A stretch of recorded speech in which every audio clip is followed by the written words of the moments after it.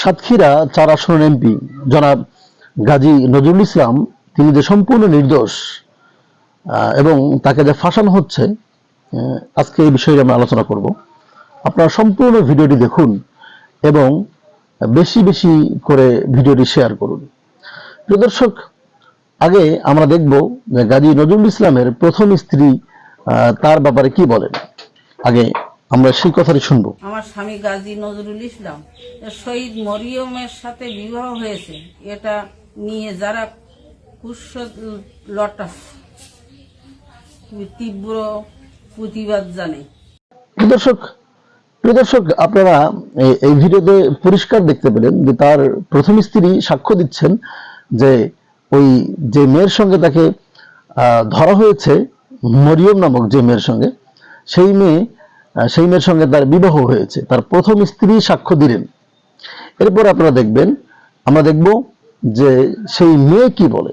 আমি সাতক্ষীরা 4 আসনে মাননীয় সংসদ সদস্য বীর মুক্তিযোদ্ধা গাজী নজরুল ইসলামের দ্বিতীয় স্ত্রী। সম্প্রতি আমার স্বামী সাতক্ষীরা 4 আসনের সংসদ সদস্য গাজী নজরুল ইসলামকে নিয়ে সামাজিক মাধ্যমে যে ভিডিও ও বিভ্রান্তিকর প্রচারণা চালানো হচ্ছে, সে বিষয়ে আমি দেশবাসীর সামনে প্রকৃত ঘটনা সংক্ষেপে তুলে ধরতে চাই। প্রথমত, আমাদের বিয়ে কোনো গোপন বা অনৈতিক বিষয় নয়। 2026 সালের 17 জুন সাতক্ষীরা শ্যামনগর আমার বাবার বাসায় উভয় পরিবারের সম্মতিতে পারিবারিক আমাদের বিয়ে সম্পন্ন হয়েছে। এ সময় সেই মেয়ের মুখেও আপনারা শুনলেন, সেই মেয়ে বলছেন যে তার সঙ্গে তার বিবাহ হয়েছে। গাজী নজরুল ইসলামের প্রথম যে ওয়াইফ তিনি বললেন তারা পরবর্তীতে আবার বিবাহ করেছেন, তার পরবর্তীতে বিবাহ দেওয়া হয়েছে ওই মেয়ের সঙ্গে। এবং এখন আপনারা দেখবেন এই মেয়ের বাবা কি বলে। আমার বড় মেয়ে মরিয়ম আক্তারের সাথে তার বিবাহ বন্ধনে আবদ্ধ হয়, সেখানে তার বড় স্ত্রী সহ আমরা সকলে উপস্থিত ছিলাম। তো মেয়ের বাবা নিজেও স্বীকার করলেন, নিজেও বললেন যে তার মেয়ে মরিয়মের সঙ্গে গাজী নজরুল ইসলামের বিবাহ হয়েছে এবং এটি পারিবারিকভাবেই হয়েছে, এটা সকলে জানে তারা।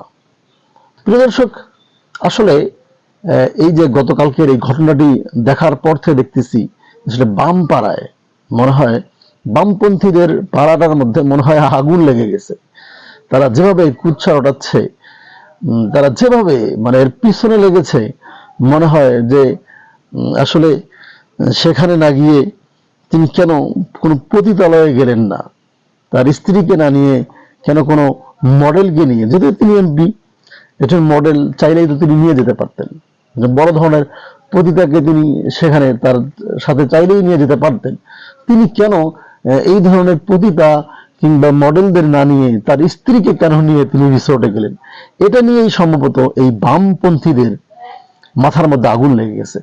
দর্শক, তাই সত্যটা জানলেন, সত্যটা শেয়ার করবেন এবং এরকম একটা অপবাদ নিয়ে একজন এমপি মানুষ, মুক্তিযোদ্ধা মানুষ, সংসদ সদস্য মানুষ, আসলে এরকম অপবাদ নিয়ে তার বেঁচে থাকাটা আসলে অনেক কঠিন বিষয়। এজন্য আপনারা বেশি বেশি করে শেয়ার করুন এবং দয়া করে এরকম কুৎসা আপনারা কেউ রটাবেন না।